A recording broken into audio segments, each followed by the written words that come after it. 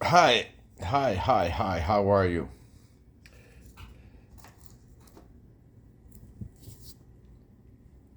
What is happening?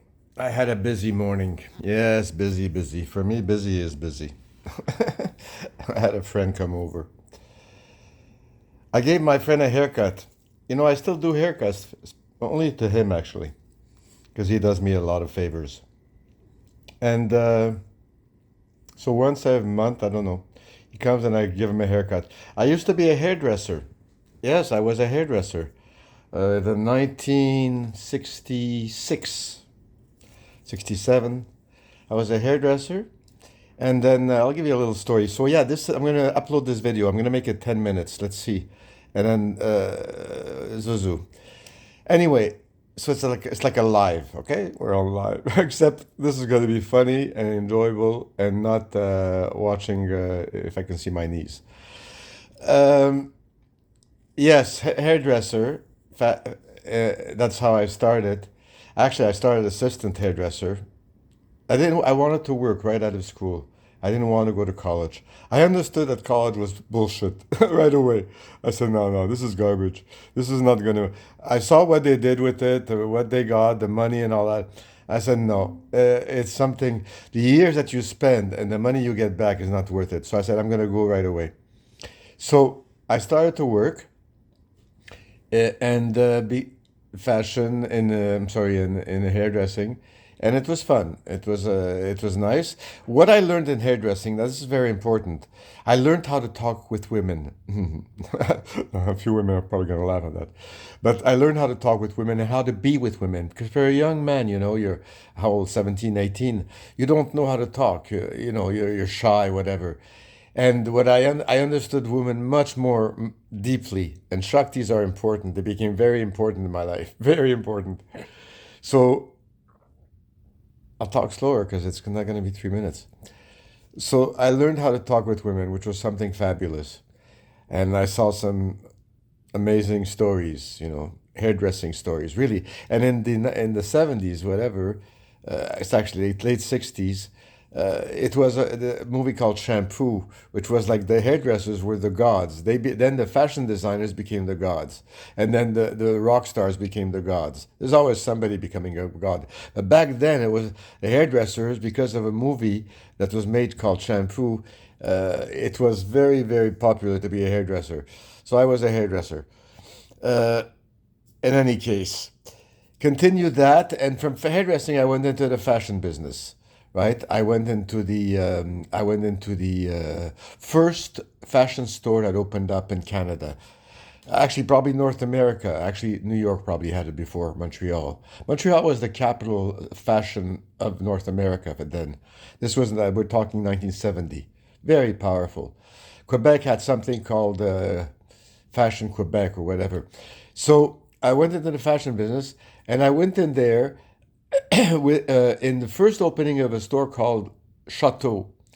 Chateau Menswear. They stayed open for 40, 50 years. They closed maybe 5, 6, 7 years ago.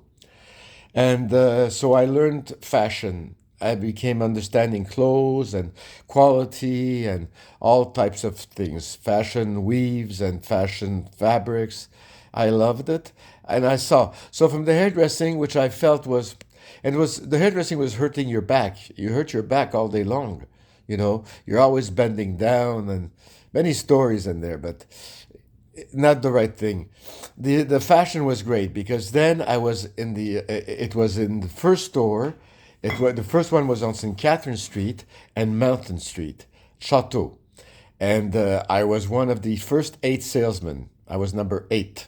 I remember that. Oh, fantastic! I have no memory, zero, but zero. So then, yeah, I was number 8, and then I stayed there for maybe 2 years, something like that. This was 69. So this was LSD time. So we had all types of, because we were the fashion store. So we had bell bottoms and we had purple, long collared, flowered shirts, and really the Carnaby Street. And I was in Carnaby Street in 1966 in London. I was there. I went there for a trip with my mother. 66. I bought some satin Mao jacket with big frills, lace frills coming out of my wrists, and a job coming out here, and bell bottom, low waisted, button fly pants. Oh man, wonderful time. Piccadilly Center, London. Any case, I was selling that now in Canada. So it was interesting. And then from there, I went into the retail business of buying and designing shoes. Now, my mother's new husband was much younger than her, was in the shoe business. So I went into the shoe business and started to travel to Italy, to Spain, to buy and sell shoes. And so I started first with Sorosi Shoes on St. Catherine and Mountain Street. Very nice, the hippest place. Again, fashion time. Really, it was the 70s, right? And it was fashion time. And then I stayed there for a year or two, and then went into the real fashion business, where one of my friends, I met him, I was taking care of a store on St. Catherine Street, and he was from a company called Bagatelle. So Bagatelle was the number one fashion, and I'll give you all number ones because that was my life. It was number ones all the time. Right? I always started from the top. I never started from the bottom, right? Except when I was 16, Zuzu. But there, I'll just jump back, like a movie. When I was 16, when my first assistant, my first job, my uncle gets me the job as a to wash hair, to be an assistant in a hair beauty salon on a weekend. 16 years old. So I go on the weekend, 16 years old, to the beauty salon, 8 o'clock in the morning. And then this man with a blonde hair, streaked hair, whatever, he says yeah, okay, you're going to wash hair and then you'll pass the rollers and everything. I said, okay, and we'll finish it at 7 tonight. Okay, very good. So we had like this 12-hour Zuzu. So I started to work, and it was like tough Zuzu. We were right, a lot of women and customers and women and clients and shampoos. At the end, your hands get red type of thing. But in any case, so around 7 o'clock, it was nobody left anymore. Maybe quarter to 7, okay? Quarter to 7, that was maybe the idea. So there was a few guys in the back, assistants. So we didn't know what to do. Says, hey, let's dye our hair. So that's great. So I had great hair, Zuzu hair. So then I said, okay. So I said, okay, make it much lighter, make it blondish. So they start, and one guy starts to, give me the cream and everything. And as I got the cream on the hair, the boss, who was gay, looks at me and he says, what are you doing? I said, I'm doing my hair. It's finished. It's close to 7. He says, no, you can't do that. And he started to scream and yell like an old woman. And in any case, he fired me on the spot. That was my first job. He fired me on the spot. Anyway, so then the fashion industry, Bagatelle, I became the fashion coordinator. I became the salesman for the Bagatelle men's line. And I took over where this designer, John Warden, had just left them. He left them, he went to Mexico, and he did a half a line, and he left. And my friend, which was in school with me, met me in my store on Catherine. He says, "Can you do fashion?" I said, "Yeah." He says, "Can you make design?" I said, "Oh yeah." I didn't know nothing. So I gave me an appointment with his partner, Jack Margolis, and and I came in, and they hired me immediately. I think back then it was around 40,000 a month, 40,000 a year. Yeah, 45. A lot of money back then. This is 1970, right? 40,000. So Zuzu, I went in, and I had a 64 Corvette, which I got in 69, right? I love that car. I was married in 69, by the way. My first wife, Louise Daou, gorgeous blonde, gorgeous woman. And we were married for 3 years, no children, nothing, and divorced. Louise Daou, wonderful, wonderful. Anyway, I had a Corvette then, silver gray, 1964 Corvette, wonderful. So then where am I? I'm with Bagatelle. I'm designing the line. John Warden left. I don't know what I'm doing.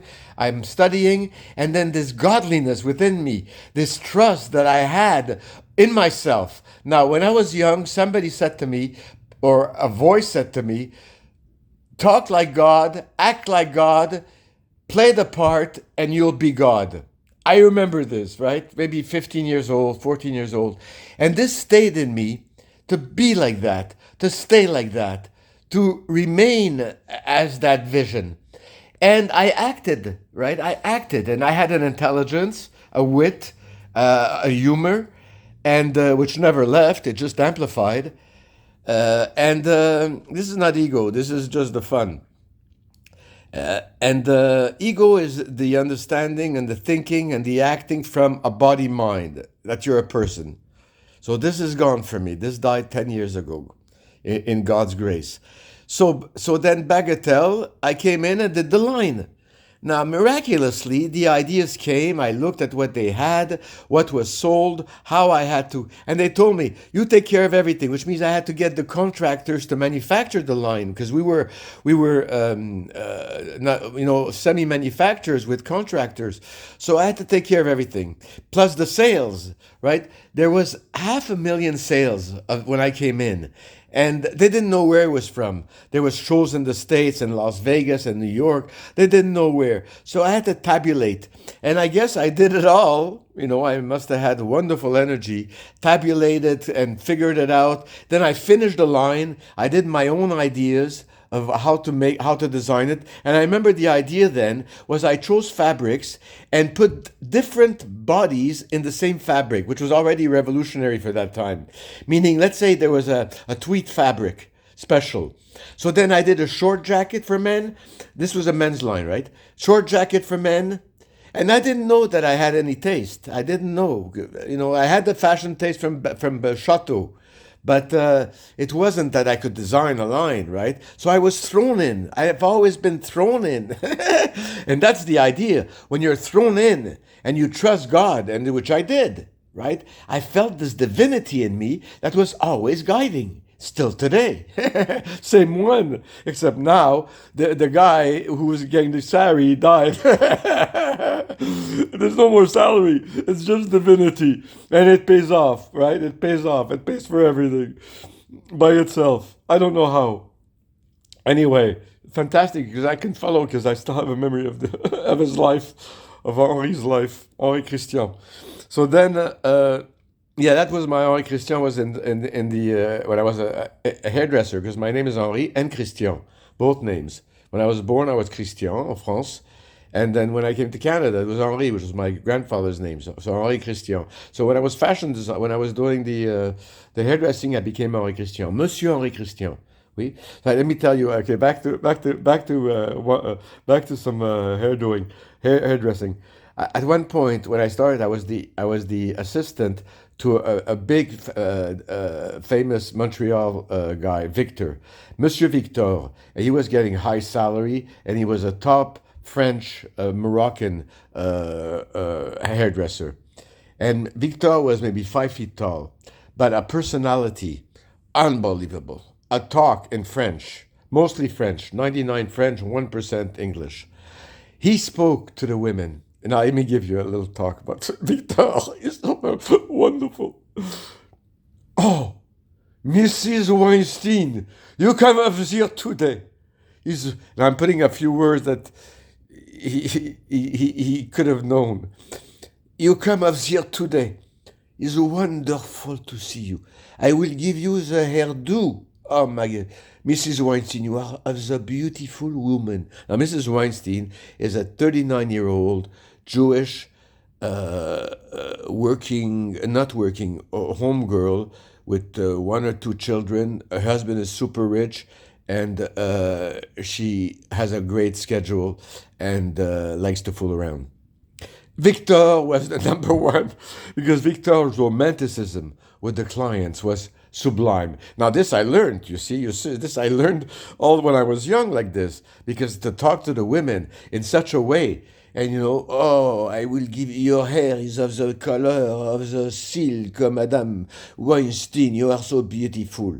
You are today, you are the beauty of my eyes. I love it. I go home now and I think I masturbate. He used to tell me stuff like that. Anyway, crazy stuff. So, Bagatelle, fashion designing, starting to make money. and then lasted 3 4 years. Very well, very nice. So I was the men's designer. Margaret Godfrey, at the beginning, I was helping her, and then I was putting in my stuff. And I was, yeah, I pushed we were, again, first in North America because we were selling to New York. So we had competition. I would sell to stores like Macy's, and I would sell to American Proving Ground. We will sell in Atlanta, Georgia, everywhere in America. And I would go in the different cities and sell my goods to these stores at shows in New York, menswear shows, NAMSB shows. Great, exciting career on that level. I really enjoy it. So because I jumped in, I was everything. I was the designer, I was the sales manager, I was the marketing director, I was the design coordinator, I was the doing the advertising. Everything I learned at such young age, you know. So the formation is so important that you can't learn in school, you know. You can't learn in school. You've got to be there, you know. So the college thing was definitely for me the right decision. And many people throughout their lives, I've told them many times, forget the college business. Do what you love feeling. My lady Zuzu one, I stopped her from college too. And she blamed me later. Ah, yeah, German blamer. Ah, yeah, yeah, you stopped my college. You stopped my college. I'm still stupid. Still stupid. I put her in the biggest, this girl, that this student girlfriend that I had for 3 4 years. I put her in the best position and as far as profession that could have been. This is back like 4 years ago, when everything was starting to go zuzu on the level of the governments and what they were going to do. I said to her, become a tattoo artist, because she was an artist. I discovered in her that what she had, that beauty of she was talented. She designed. I mean, she had it in her fingers, right? So, and I was also a designer, and which I learned also as I was going along. That boy, I was getting my ideas were flowing, and sketching and zuzu, whatever. So she was the same. I said, wow, that's why I met this girl. You know, she's so. Then I and she was young and immature. Now she's old and immature. Sorry, I have to. She understands. He probably listens to a lot of the stuff. So then I guided her to no college. She was going in the wrong, doing a PhD, taking the time. We were out in Mexico. She was working on PhD, intellectual, you know, stuff from Vedant, Kerala, dancers, wancers. I said, no, that tattoo. So she started, you know, pushed her, got the machine. She made her own first little tattoo on her bottom of her leg, a little dragonfly, right? Perfect. So, and now, and the relationship 3 years later, whatever, and big blame, you didn't send me to college. And now I see, and nonstop now for the last 24 months, because I'm registered with a lot of these places. Tattooing is the biggest money maker there is. They're asking for jobs in Montreal any day. You get a job any day, 50, 60, 70, $80,000 for just a job. And then if you're smart enough to have your little hole in the wall and do your own, you make 500 a day, right? 700, 1,000 a day, easy. That's the tattoo business. And she jumped out. She sold her machine, Gesundheit. And she sold the understanding and the knowledge that she gained from me. As if she can lose it, but she covered it with bamboo shit and the voodoo shit and and the witchcraft. Anyway, back to my story, Bagatelle. We're successful. I decide I'm ready to do my own thing. That's where ego comes in, right? Ego comes in. How old is I? 20, 22, 75, 20, 28, 20, 28, right? 28. Ego, full on ego. So my ex-brother-in-law then, the brother of my first wife, had money. And he says, let's make your own company, you know. So he'll take me like an Yves Saint Laurent. So we got a place downtown. I quit Bagatelle after 3 4 years. They were very upset, very very upset, right? But I set up my own business. They were upset because on the last month I was setting up my own business as I was working, and there was an overlap, and I had to do it, right? So, but my business was took something because it was gorgeous. I opened up a fashion house, right? a fashion house. We rented a warehouse that was an older fashion house. Had everything. Had a factory. We took the factory too. I said, "Oh yeah, I'll make. I need machines." The ego was so great. And anyway, so I made wall to wall carpets and fashion, what do you call it, showrooms. And I had a little dog, Tweety. At that time, I was with this girl, Andre. We were together for 5 years. So I had this dog called Tweety, a little white Maltese, and I was like the fashion designer Henri Christian with my little dog going to work, and it was pretty funny. That's how I see it. The whole story, the life story is so funny, and mine I can write a amazing. Every chapter is an amazing story. Last at the end it gets tragic. I'm talking about 2010 2000 to 2012, it gets tragic, but until then, until 2012, it's a joyous festivity until 2000. I'm sorry, it's a joyous festivity. 2000 to 2012, my god. See, I go in cycles. 12 years, tack tack tack tack, always 12 years. 12 years for every cycle is 12 years. And these cycles we've been talking 21 minutes. That's great. So you see, it's nothing. My life story is more than 21 minutes, as if life story. So then every 12 years, and it works to the month. It works to the month every 12 years. So 2012, I realized my own true self. The grace of the Lord showered me. And from 2000 to 2012, it was suicide, gas pipes in my nose, cut my wrists, and pills, and it was the most horrible existence one can have. If I didn't have a balcony then, if I would have had one, it would have been the end. Balcony would have done it. I did. I lived. I don't think I lived on a balcony. No, no. I had. I had a house. Oh yeah, I had a house in those days. I bought a house. I bought a house on the water. Yeah, a condo on the water, beautiful on the water, and with the grass to the water from my roof. I had 2 canoes and a kayak, and then I was in the Big Depression, right? Big Depression, and I wanted to drown, but the water was too cold. So I wanted to buy a pipe for my Jeep to put in the back, so I can use the carbon monoxide. I had seen that. That's how bad it got. I tell you guys. I'm sorry. Stick around. I'm giving you the whole story, right, of this life in synchronized, right? And you've got the 70s and the 80s, the 90s, and the blissful life of 87 to 2000 in India. I mean, this was even Krishna hasn't lived that. Krishna was jealous of me. Krishna was jealous of those years sitting on a rock, smoking hashish and meditating on God. Krishna was jealous of me with 2 beautiful children running around in freedom, which they blame me for the next part of their lives for. That's what happens when you want to give the child a new way of life, of freedom. Teach him who he is immediately. Oh, he ends up eating hamburgers. That's another part of the story. So you see, it's a joy story. So watch this. Yes, so then this company, I called it Tweed. Tweed and Co. Tweed, Tweed. And I hired cutters and sewers. I had everything, right? And right away, a big overhead. And then I had the rooms and then my brother-in-law would come and he'd set up his office, beautiful office he made with pictures of all the Gucci and Cerruti and, Armani.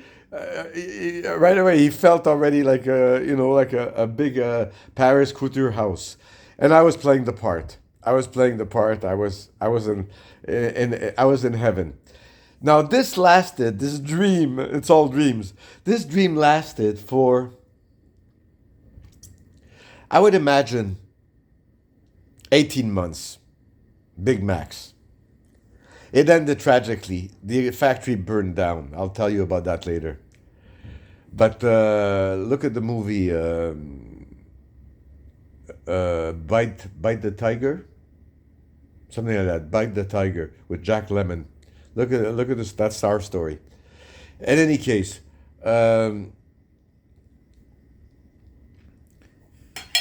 Tweed, wonderful designer. We made fashion lines. I hired a girl also to be my assistant designer. Did some nice things in knit. I was crazy about knits then. So then the fashion sense started to go stronger and stronger in me with Bagatelle teaching. So I was better and better. And now I started to jump, thinking that I could be great at ladies too. So I was Pierre Cardin in 1963 said something which stayed. He said the future of world fashion is knits. Back in '63. And then you didn't have, you had regular fabric, but there wasn't much knits. And this stayed with me. And when I did the tweed, I just said, you know what? I'm going to push knits. So, I'm going to do dresses in knits, pants in knits, right? And I did some really interesting stuff in knits. Dresses with hoods and knits. Back then, now this is 1975, right? So you see, I have the zuzu of when I think of the jobs and the profession, it's good. Then I have a memory, or else I wouldn't have a memory. So then tweed, and then tweed goes down in flames, right? And then I start a career. I leave fashion because fashion was dying out, right? I think that's what I did. Oh yes. I stop, I take hiatus for a year, and then start with Mr. Mustache. I became the designer of a chain of stores in Canada. When he hired me, there was 4 stores, Monsieur Moustache. And he hired me as a designer, men's designer. And I worked there for 3 years. And in 3 years, we built it to 54 stores. With Henri Christian, my name, throughout the stores. And half of the stores were named Henri Christian. We had them in the States, Texas, Florida, New York, New Jersey, a little bit everywhere. That was their killer at the end. It died because of their locations. They were too spread around. They didn't centralize quickly enough. So, in any case, that lasted. But that was the joy profession of my life. Because I was designing what I wanted for stores. You see, when you're a designer, like when I was working at Bagatelle as the designer, what I designed had to be bought by stores in order to be sold at the retail level. So a lot of the stuff that I made, which was not bought, was never seen at retail. Which a lot of stuff I found fantastic, but was never bought. So it was never seen. As the designer at Mustache, I made everything for the stores, right? So this was the first concept in North America, really, that started with the designer vertical operation, in which you buy you make and buy the fabric, because I made my own fabric, and you manufactured directly for the store's need, not selling to the public. Selling to the public would be an afterthought. Afterwards, we started, or tried anyway, right? After the stores are alimented, but that's another problem altogether. It's another wing. So the idea was, and it worked. On the first year, right? And then my vision then was Armani at $29.98. Giorgio Armani, his taste, his feeling, his look, because back in the 70s, he was the king, the master. He stayed the master and the king till today, right? He's 85. Poor Giorgio. He worked all his life. Sad. I could have been Giorgio. I knew I shouldn't be Giorgio. But then I was Giorgio. Oh, yeah. Giorgio at $29.98. My idea was design, make for the masses, and eat with the classes. Another ego zuzu. You understand? And I did. Made lots and lots of money there, right? Because So in any case, we designed the collection, and then I did the again my favorite, the suits, which I started at Bagatelle, the three men suits, which I forgot to tell you that I first in Montreal, three-piece suit for men. I was doing the Saturday Night Live look, the beige suit, millions. Hundreds of okay, thousands of suits, thousands of beige suits, cream suits, flowing in the warehouses every day. Thousands, and Jacques Margaux say, "Lat Henry, wow, he really did something. Really, I did something because that's all there was in this warehouse. It's beige, cream, off-white suits that I was selling. You understand? I was selling Saturday night shit out of it. I was in the United States. We were selling in New York. We were selling to Macy's, to Bloomingdale's. This white suit for $54 for a three-piece. $54. And it never fit. I couldn't get the fit down. We're back at Bagatelle. I couldn't get the fit down. There was three pieces. I couldn't, every month I used to try to make a new batch, a new cut, right? Because we used to get the sales in every day. And I couldn't get the fit. When the jacket fit, the vest didn't fit. When the vest fit, the pants didn't fit. Never coordinated. So but we sold a lot of those $54. Beige, polyviscose, gabardine suits for young men, right? And the jacket fit like crap. Crap. Everything fit like crap. The pockets used to come out, I remember. Anyway, that was the beginning of my tailoring. My father was a tailor. My father had a manufacturer, so that's why it comes from the bloodline, right? And I was supposed to be a designer in Paris, right? Born in Paris. Father had a manufacturer. Cut my fingers on a sewing machine when I was 3. Is there. That's why I ended up, Chateau clothes, and then after designing Bagatelle, and then my own factory Tweed, right? So fantastic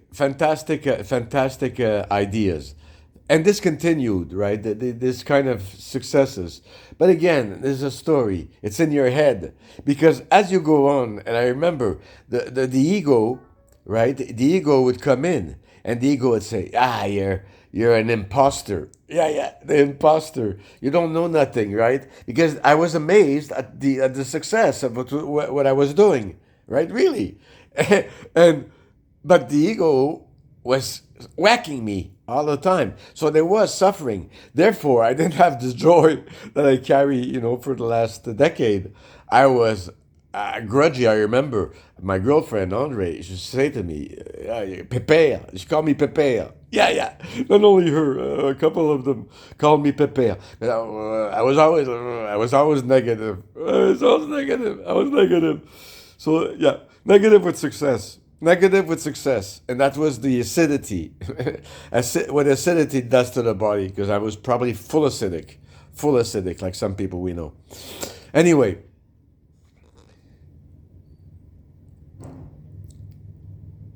Tweed, we leave go, we go to Moustache, and we start the career as a designer. Henri Christian is marvelous. The lines are going in, the stores are growing, they're selling out. All the store kids that are selling are applauding. We're having meetings. They meet Henri Christian. I do marketing. I do advertising. I do my picture, but in a silhouette. They don't see me, and it's in every store. And then they gave me a car, right? But I didn't like the car. It was a Scirocco Volkswagen new. I didn't like it. So after the first year, first year, I said, I want another car. And because I was holding the cars, I was a businessman already, right? Good businessman. I said, get me the car because it'll make me happy. And then I have to go to the stores because every Friday, I used to travel around the store to talk to the salespeople and to make them understand the suits I was making, the shirts I was making, why I was making this color. And I was doing crazy stuff. I was doing shirts with wing collars that went off, right? That became short sleeves, long sleeves. I loved multifunction. And back then, which I still am now, I was into the army look. I was into multifunctional, things with zippers everywhere. I had ties with pockets and zippers, ties with zippers. Imagine, back then. Really unbelievable. garments that running garments with rubber that wouldn't breathe, so you'd sweat, but you'd have terry cloth inside, so it'd absorb the sweat. Unbelievable thinking. I used to smoke hashish then, and at nighttime the ideas they flowed. And it was unbelievable. And I thought, oh my God, such this brilliance is coming down, fantastic. And then then you wake up in the morning and you look at what you wrote at night. It's all garbage. All garbage. That's what a stoner does. He wakes up in the morning thinking he's got the jewel of the Nile, and it's all babbling garbage. In any case, so anyway, that was the success and the joy, really. But there was another joy even greater than Mustache, which was amazing times, really. And then the owner was a crazy man, and it was perfect because we made a team. We traveled the world. We traveled the world together, right? I mean, at the end, I would go to Europe every 2 months. I would be in Italy. I would be eating pizza in Firenze every 2 months. I'd be in Paris. I would be driving around the Autobahn in Austria for the Olympics, Winter Olympics. It was unbelievable. And I had a wonderful salary. And then at one point, we opened our own factory away from them, so I wouldn't be next to the stores. So he came to see me once a week. And I had a fashion runway where I did my own inner fashion shows. I had my own inner models where I had little girl sewers and models who I used to make my ladies line for the Mustache stores also, because then I moved into ladies wear. So it was fun, and the thing is, money was coming in. It's not as if this is like a fake, because the stores had to produce and they were multiplying their sales because of this merchandise, which was wild. They didn't have this in those days, and they didn't have it at the speed that we had it. Because I was at a fashion show in Paris on Monday, and 14 days later it was in our stores. I'd knock off something from Armani on a Tuesday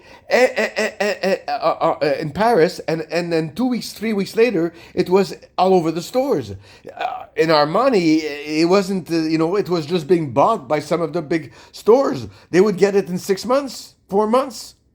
So I had this advantage. And so I had to be careful not to be too far ahead, but I used it. And this was marvelous, absolutely marvelous, to be able to do this. And it was great because after that, that concept grew, it grew to bigger length from a lot of designers, that the in-house vertical operations become the only way to make money. Because you have your verticality in manufacturing, in the supplying of the manufacturer through the raw material. Then you go through your processes of designing, and exactly like Zara. So I was Zara back in 1970, right? I was Zara, exactly what Zara is doing right now, exactly, right? Your own designer, scouring the world and coming out with the best. Armani at $29.98, and it's still working.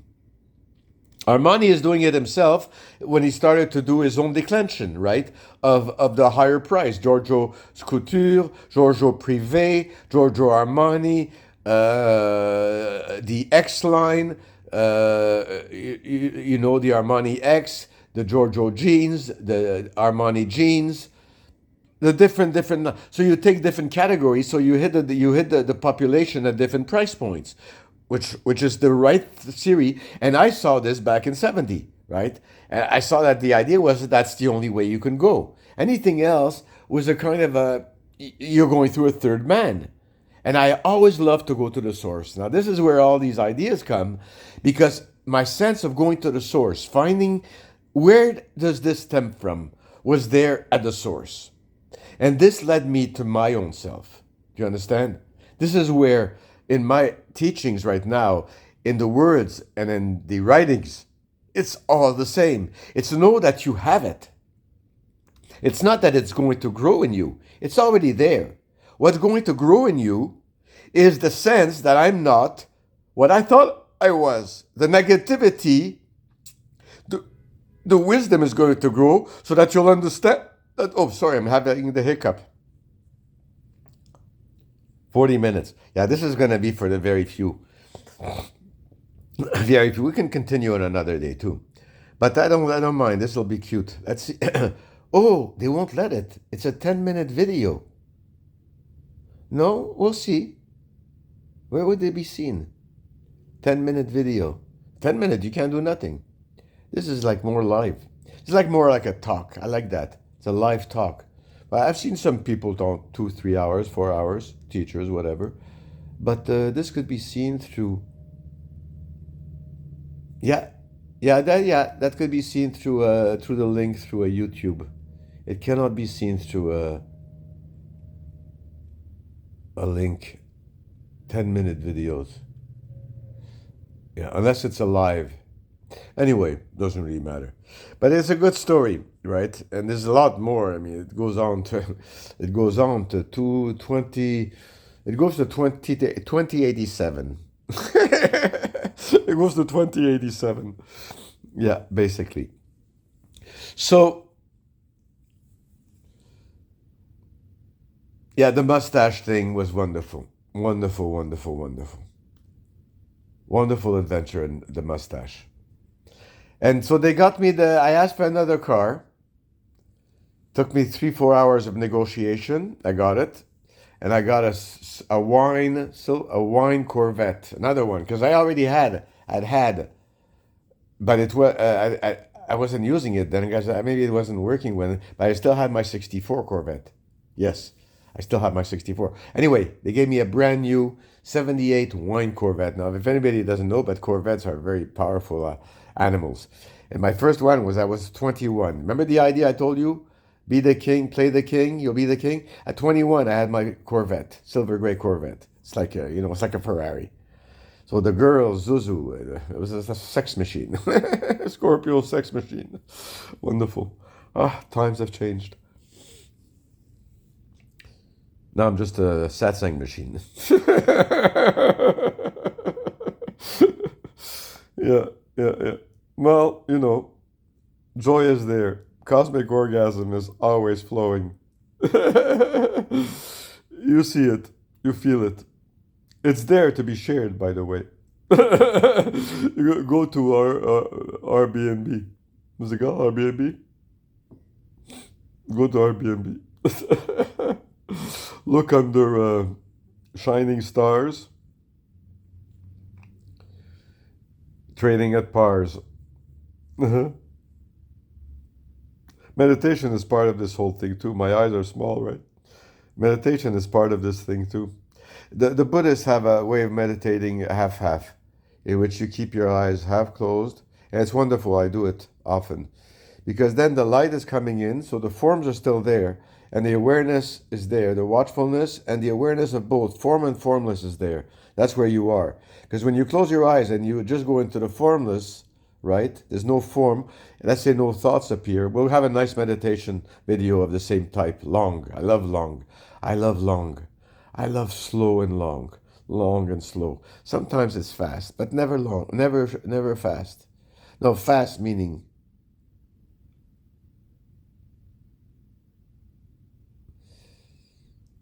voracious. Is the word. Voracious. C'est au sujet de l'appétit. C'est l'appétit qui compte. Mais vraiment, pensez, hein, il y a des probabilités fortes que Dieu gagne. Il y a des probabilités fortes que Dieu gagne dans l'exercice que nous transpirons dans le moment. L'exercice que nous transpirons dans le moment est un exercice qui va nous mener à une conclusion forte, préconnu.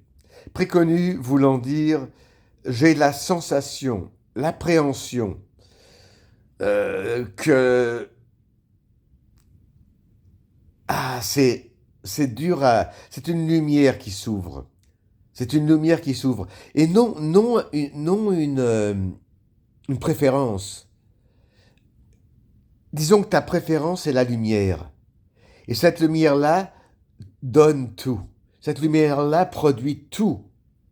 Est-ce que le monde parle français un petit peu? Je n'ai même pas demandé. Mais je ne demande pas parce que je touche que tout comes from freedom. Everything comes from freedom.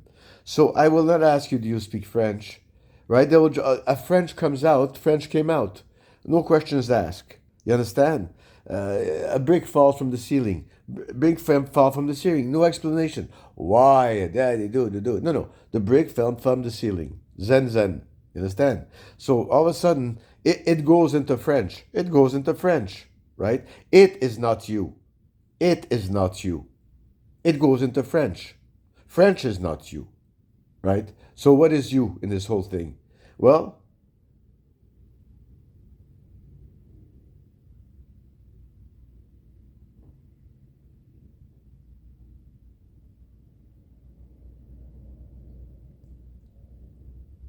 that.